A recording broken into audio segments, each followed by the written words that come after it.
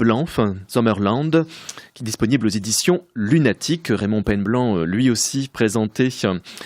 cette année aux éditions du Réal Gare avec Les 3 jours du chat, mais que je retrouve avec grand plaisir pour la puissance extraordinaire de sa langue. Ce texte nous emmène sur une île, une petite île sur laquelle a été bâti un pénitencier, et dans ce pénitencier, 4 détenus dont les noms viennent de vous être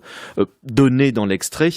Lester, Ousmane, Malek et le narrateur, qui finira par trouver une identité dans le texte, mais je vous laisserai découvrir celle-ci. Au tout début, en tout cas, il n'a pas de nom, en tout cas, il ne nous le transmet pas, et ces 4 hommes sont soumis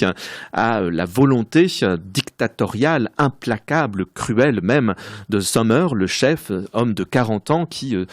a décidé de leur imposer une série d'épreuves, en tout cas de tâches particulièrement difficiles, et creusant bien évidemment pour chacun d'eux ce qui lui fait le plus peur. C'est pour ça que le narrateur, qui a le vertige, se trouve amené à devoir consolider une falaise qui s'effondre.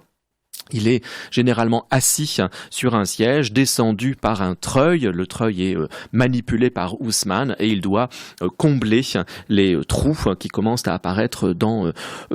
cette falaise. Alors la falaise, elle a cette particularité, et cela sera très important dans l'ensemble du texte, d'être parcourue par un ensemble de parois ouvertes, de cheminements souterrains qui, à une époque, visiblement, ont permis de relier le château à d'autres endroits de l'île. Et bien évidemment, il y a derrière tout cela l'aspiration à la fuite, la possibilité d'échapper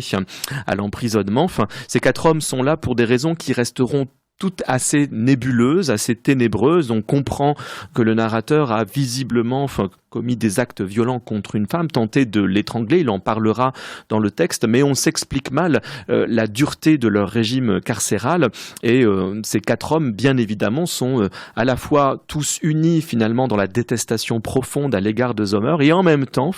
désunis en quelque sorte, ayant bien du mal à se coordonner les uns avec les autres pour former une sorte de solidarité, en tout cas une union qui leur permettrait, pourtant avec une aisance déconcertante, s'il le désirait vraiment, d'échapper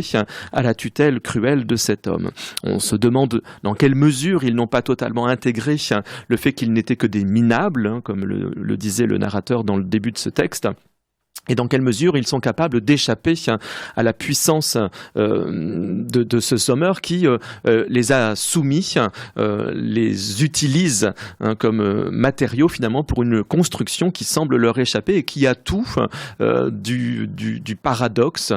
qui semble être une pure aberration, comme s'ils n'étaient comme Sisyphe soumis qu'à des tâches inutiles et répétitives destinées à briser leur volonté. Alors bien évidemment tout le texte va tourner autour de cette capacité qu'ils auraient à un moment ou à un autre à échapper à la tutelle de ce Sommer. Sommerland, quand même, c'est le titre de ce livre. Comment il a bâti, en quelque sorte, dans l'esprit de ces hommes et avec ces hommes, tout un jeu de cruauté et de soumission et de torture qui vont parfois jusqu'à l'acte sexuel. Il a développé, avec le personnage de Malek, Sommer, une union assez étrange, assez difficilement compréhensible, et chacun des protagonistes, en dépit de sa haine profonde à l'égard de ce chef autoritaire, est également conscient que s'attirer ses bonnes grâces est un moyen d'adoucir son ordinaire, et ils ne sont pas contre l'idée, chacun dans son coin ou dans sa solitude, ils ne sont pas loin d'envisager un moment ou un autre de se compromettre avec Sommer, d'accepter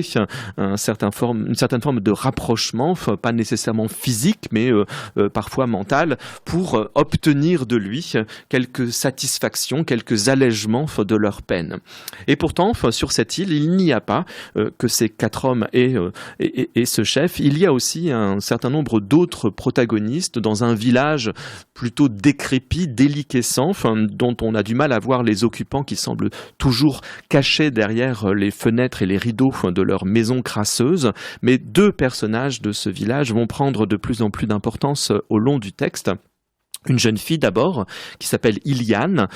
qui fascine totalement le narrateur, qui aspire à la rencontrer. Et dans cette étrange prison, il est parfois possible, de manière assez étonnante, d'échapper à la vigilance implacable de Sommer, à ses crises nocturnes lorsqu'il vient parfois brutaliser, torturer, fouetter ses 4 victimes. Il est parfois possible d'échapper à cette vigilance de tous les instants. Et petit à petit, le narrateur va se rapprocher de cette Iliane, et celle-ci vit avec son grand-père. On apprendra son nom assez tardivement dans le texte. Il s'appelle Layani, Iliane Layani. Il y a une proximité troublante des lettres entre les 2 protagonistes, et ce grand-père est un fan absolu de carpes qu'il élève dans un bassin dans le jardin de sa maison. Carpes très anciennes, énormes, surtout pour l'une d'entre elles qui est qualifiée de reine. Et si je parle de ces carpes, c'est qu'elles auront aussi beaucoup d'importance, et ce n'est pas exclusivement pour leur silence, même si le silence semble être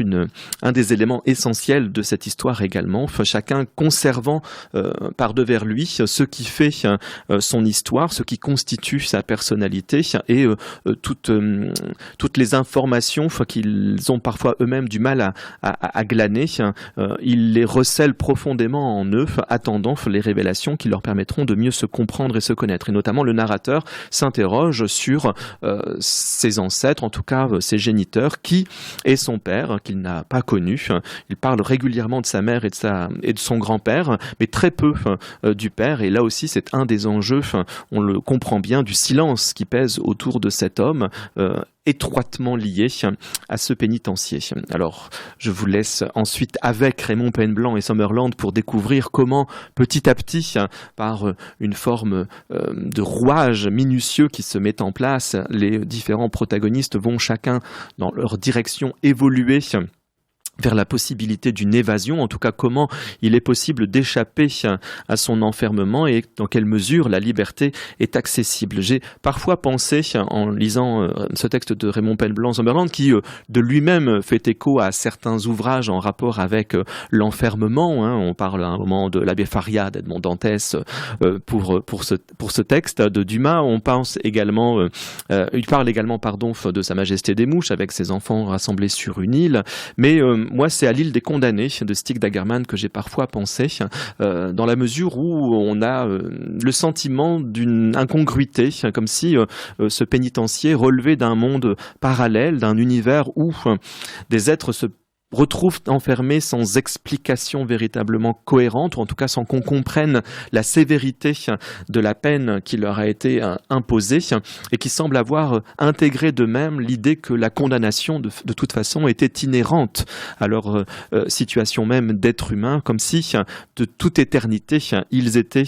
condamnés à vivre les uns à côté des autres sans nécessairement se comprendre ou se connaître, et sans espoir d'échapper véritablement